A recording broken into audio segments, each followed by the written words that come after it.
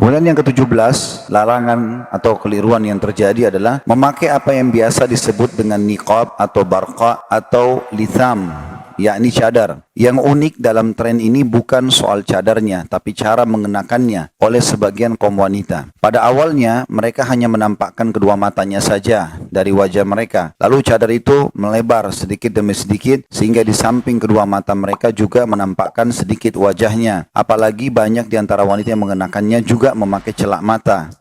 Syekh Muhammad bin Salih Al-Utsaimin rahimahullah telah memfatwakan tentang tidak bolehnya memakai niqab, barqa ataupun litham.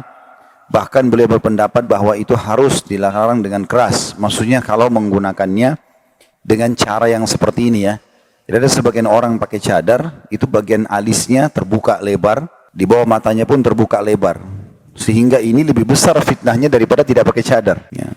Lebih besar fitnahnya daripada tidak pakai cadar. Kalau memang mau pakai cadar harusnya tidak setengah-setengah. Bagian alis pun tertutup, di bagian-bagian bawah mata pun tertutup itu. Sehingga memang target daripada cadar itu menyelamatkan wajah dari fitnah laki-laki itu selamat. Tapi kalau tidak seperti itu malah jadi model, maka ini dilarang oleh Syekh Utsaimin rahimahullah karena dianggap fitnahnya lebih besar gitu. Fitnahnya akan lebih besar. Mungkin ada orang biasa saja wajahnya, tapi karena dia menampakkan hanya matanya saja dengan alisnya, maka menjadi lebih indah daripada yang lainnya gitu. Karena itu kata beliau, karena itu beliau rahimahullah tidak bisa lagi memfatwakan kepada seorang wanita, baik yang bepergian dekat maupun jauh, untuk boleh mengenakan cadar atau barqa pada masa kita sekarang ini. Kalau caranya seperti itu ya. Bahkan itu dilarang sekali. Hendaknya seorang wanita muslimah bertakwa kepada Allah dalam hal ini dan tidak mengenakan cadar yang menampakkan kedua mata. Karena maksudnya di sini matanya yang tadi saya bilang ya, alisnya berbentuk segala macam gitu ya. Karena pada suatu saat ia itu bisa membuka fitnah perbuatan jelek lain yang tidak mungkin bisa dihindari lagi. Jadi dua poin ini yang kita titik beratkan dulu penjelasannya insyaallah. Yang poin 16 tentang masalah tidak berpegang teguh pada hijab syar'i, dan juga poin 17 tentang masalah penggunaan cadar tadi. Karena dua-duanya berhubungan satu sama yang lain. Hijab ini perlu kita jelaskan rinciannya di pelanggaran ke-16. Ibu-ibu dan muslimah harus tahu dan wajib tahu ini, bukan pilihan. Bahwasanya hijab itu dikenakan di setiap kali berhadapan sama yang bukan mahram, baik di rumah atau di luar rumah. Ini poin penting. Karena banyak wanita berhijab di luar rumah, tapi dalam rumah tidak berhijab. Begitu ketemu sama supir, ketemu sama sepupu, ketemu sama ipar, nggak berhijab. Padahal sebenarnya hijab itu bukan karena keluar rumah saja, tapi setiap kali ketemu dengan laki-laki yang bukan mahram. Itu poin di garis bawahi. Karena banyak sekali orang begitu. Ya. Saya pernah berkunjung ke rumah seorang dosen di sebuah kampus waktu itu, di Indonesia tentunya. Ada keperluan untuk membahas sebuah makalah. Saya tidak tahu kalau dosennya ini doktor itu adalah seorang wanita. Karena saya waktu itu kebetulan membutuhkan sebuah makalah untuk saya lagi susun, atau saya lagi kuliah S2. Kemudian ada satu dosen di kampus itu sering hadir di pengajian saya di masjid. Lalu dia mengatakan, ada teman saya, tapi dia nggak bilang kalau itu perempuan gitu. Kami ke rumahnya lah, ke dalam kampus. Kampus itu kampus Islam, gitu kan. Dan di situ ada rumah-rumah buat dosen-dosen. Begitu kami masuk ke satu rumah, salam, ada satu bapak keluar pakai kopiah hitam, bajunya rapi segala macam. Saya pikir itu bapaknya, dosennya gitu. Waktu duduk di ruang tamu, bapak ini nggak singgung sama sekali makalah. Teman saya pun tidak bicara masalah makalah. Ini kenapa nggak bahas masalah makalah? Tujuan kita datang untuk itu gitu. Gak lama kemudian ada seorang ibu keluar dari dalam kayak ruangan tempat kamar tidur, keluar tanpa hijab dengan pakaian daster di rumah, gitu kan. Kemudian dia bicara sama orang yang hadir di pengajian saya ini, dosen juga di kampus itu. Oh ini makalahnya begini. Terus setelah ambil makalah saya keluar, terus saya tanya, yang dosen ini siapa? Kata dia, itu ibu. Ibu itu doktor di bidang agama, gitu kan. Jadi dia berfaham kalau di rumah nggak perlu hijab. Kalau keluar rumah baru pakai hijab. Jadi siapapun yang ditemui di rumah nggak perlu hijab. Nah ini pemahaman yang salah ini. Makanya poin ini dulu yang kita harus luruskan. Kalau hijab itu setiap kali ketemu dengan yang bukan mahram, dimanapun kita berada. Seperti itulah. Ada sebagian orang di Indonesia mungkin karena ketidakmampuan, mereka tinggal serumah dengan ipar, tinggal serumah dengan siapa ya, keluarga besar, akhirnya harus berhijab, termasuk dengan ipar sendiri ya. Nah ini yang banyak terjadi pelanggaran-pelanggaran, karena kata Nabi SAW tidak ada laki-laki dan perempuan berdua kecuali yang tiganya syaitan.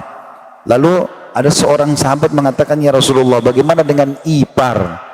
Kata Nabi SAW, ipar itu kematian. Ya, ipar itu kematian karena namanya syaitan tetap saja bisa menggoda.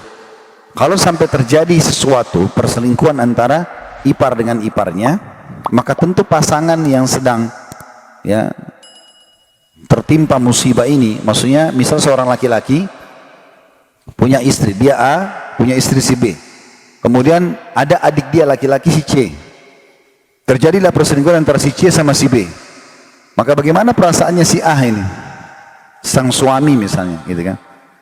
Pada saat dia menemukan ini adiknya, ini istrinya, gitu. Nah, ini berat sekali. Kalau orang lain mungkin masih lebih ringan, gitu kan? Bisa pindah kota, bisa segala macam. Kalau saudara mau dihapus, bagaimana statusnya? Bahkan terjadi, pernah kasus saya ditanyakan di pengajian, terjadi perselingkuhan antara ipar sama ipar, akhirnya hamil si perempuan tadi. Bagaimana sekarang status anak? Dia punya anak dari suaminya, dia juga punya anak dari adik iparnya, tapi masih status istri. Kan ini luar biasa, berbahaya sekali. Makanya Nabi SAW menggambarkan alhamul maut, ipar itu justru kematian.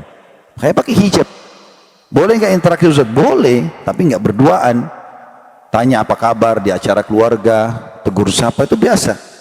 Nabi SAW bertegur sapa, mengucapkan salam pada laki-laki, pada perempuan. Kita kalau interaksi di pasar, belanja, segala macam, biasa. Tapi berduaan yang khalwat istilahnya dilarang.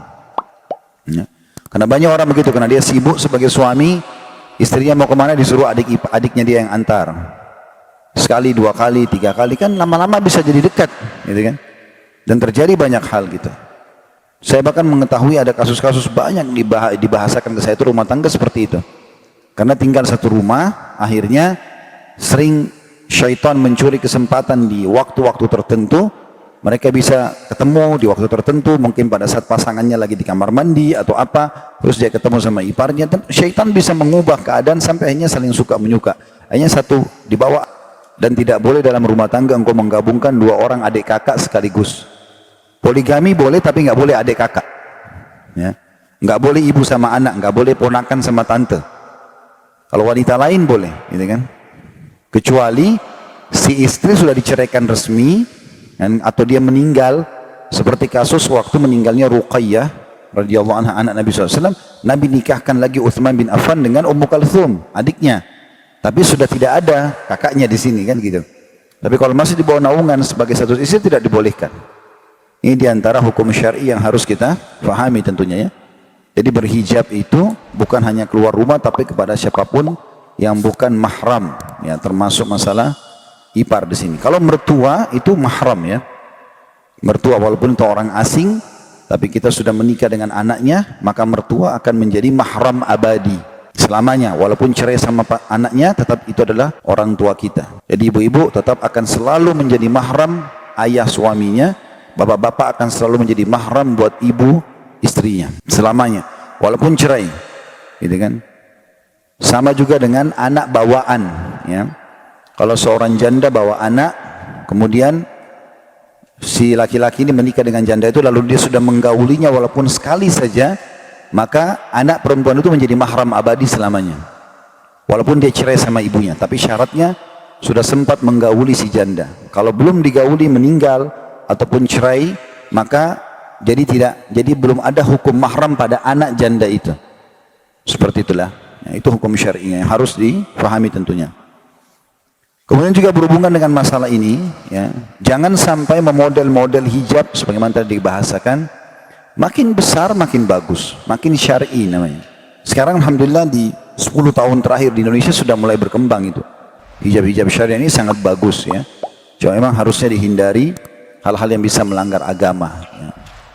Ini tentu sudah tidak asing, ibu-ibu lebih tahu dari saya, di Indonesia ada grup-grup bentuk hijab, akhirnya hijab itu di model-model, bahkan lebih besar fitnah daripada rambut gitu ya. Karena dilengkuk-lengkukkan seperti rambut, bahkan kalah rambut gitu. Mungkin kalau dibuka rambutnya keriting misalnya, ternyata dengan hijab kelihatannya seperti lurus atau apalah ini kan jadi fitnah. Ya, saya tidak boleh. Jadi tujuan hijab bukan itu. Tujuan hijab itu adalah untuk menutup aurat. Allah mengatakan dalam Al-Quran, "Dzalika adna alla yu'zain." Tujuan hijab agar mereka tidak diganggu. Agar tidak diganggu. Ya. Saya kemarin sempat kedatangan seseorang, orang non-muslim rupanya. Dari Jepang, dia peneliti tentang agama Islam. Termasuk tentang masalah hijab. Rupanya dia teliti di Indonesia tentang masalah hijab sampai ke masalah cadar gitu. Dia telusuri, menurut informasi dia disampaikan kepada teman-teman di kantor, setelah dia telusuri, hijab-hijab syar'i, cadar ini, salah satu efek katanya dari ceramah saya gitu. Padahal saya tidak pernah ceramah khusus masalah itu, tapi secara umum ya, mungkin orang berubah, dapat hidayah dari Allah SWT. Lalu dia duduk, dia datang sama orang yang mendampingi dia, lalu kita duduk rame-rame, dia bertanya banyak hal berhubungan dengan masalah hijab itu. Tapi salah satu yang saya ceritakan kepada dia, hijab dalam agama itu bukan menzalimi wanita, tetapi justru menghormati wanita. Allah pencipta lebih tahu masalah itu. Karena dalam Al-Quran dikatakan itu supaya tidak diganggu. Kapan dia menggunakan hijab? Paling jauh gangguan orang, assalamualaikum, gitu kan? Gak akan ada gangguan-gangguan besar kecuali orang itu memang aneh laki-laki itu. Atau memang perempuan ini menggunakan hijab-hijab yang justru besar fitnahnya, gitu. Sebagaimana tadi dijelaskan dalam masalah ini. Tapi kalau dia menggunakan hijab yang benar, saya yakin orang juga segan. Tapi kalau orang terbuka kekurangan kain sana sini, ya mungkin begitu. Pasti akan diganggu gitu. Sampai sebagian ulama mengatakan kalau seandainya ada wanita berhijab benar, lalu kemudian diganggu oleh penjahat atau diperkosa, maka dia dapat pahala, penjahatnya dapat dosa. Tapi kalau dia memang pakai baju ketat atau terbuka, ya, atau bermasalah misalnya, ya, dia memang mengundang syahwat, kemudian dia diperkosa, dia dapat dosa, pelakunya juga dapat dosa. Karena dia penyebabnya. Dia penyebab daripada itu. Maka harus difahami hikmah-hikmah daripada hijab itu. Atau juga perempuan berhijab hanya ada batasannya di depan yang bukan mahram. Tapi mahramnya silahkan. Ya suaminya, kan mahram juga dibagi dua. Ada mahram abadi, ada mahram yang sementara ya. Kalau suami istri itu diistilahkan mahram sementara.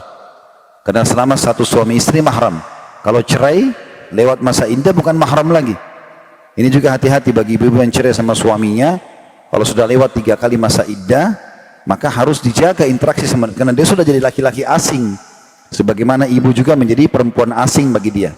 Kecuali di masa iddah, dalam masa perceraian, setelah mengucapkan cerai itu 3 kali masa haid atau 3 kali masa suci, di sini memang masa rujuk, masa untuk kembali.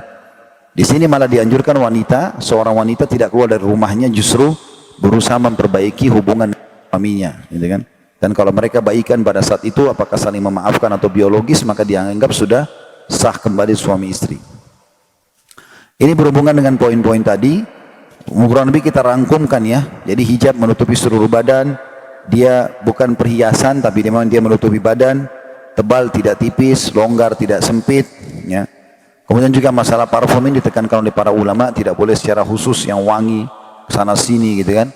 Karena pernah Abu Hurairah radhiyallahu anhu bertemu dengan seorang wanita mau ke masjid, wanginya itu sempat ya mengenai atau sampai pada Abu Hurairah, dan langsung Abu Hurairah mengatakan, "Padahal ini sama-sama mau ke masjid." Kata Abu Hurairah, "Wahai hamba Allah, pulanglah ke rumahmu, mandilah seperti mandi junub." Ya, bersihkan itu.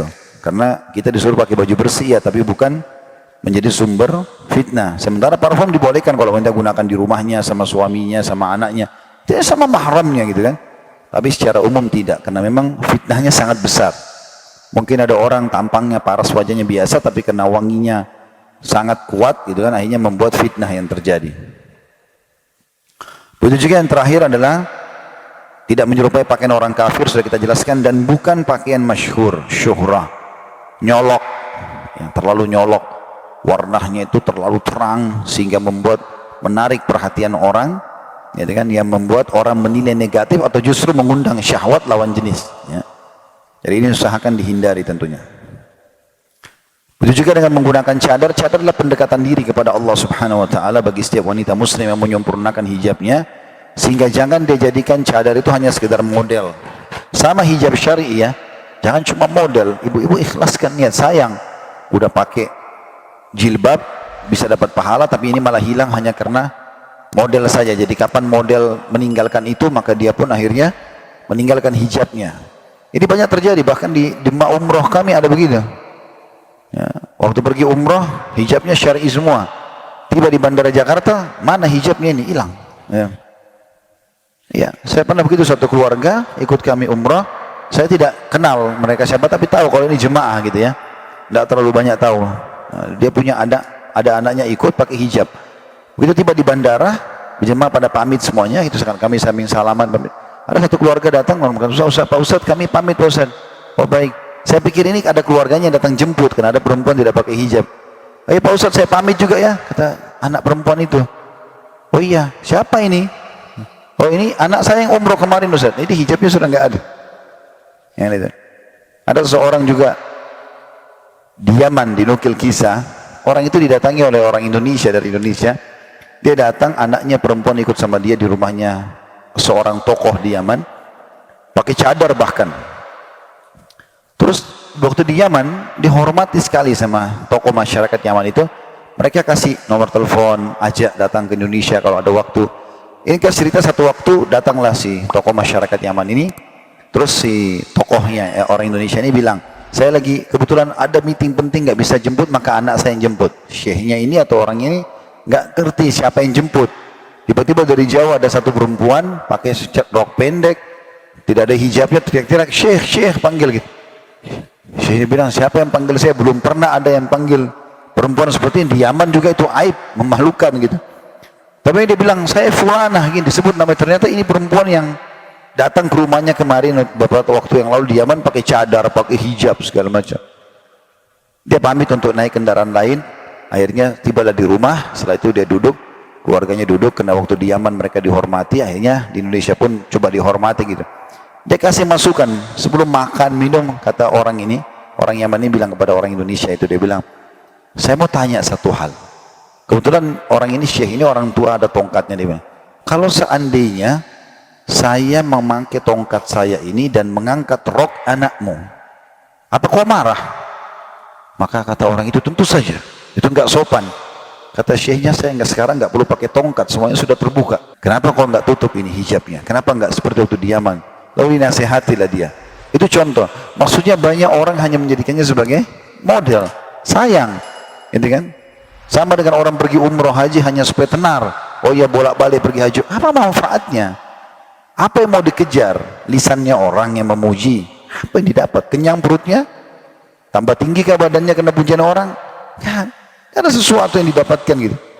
Maka alangkah baiknya dicintai hijab itu karena perintah Allah Subhanahu wa taala dan mengejar pahala dari belakang itu, insya Allah.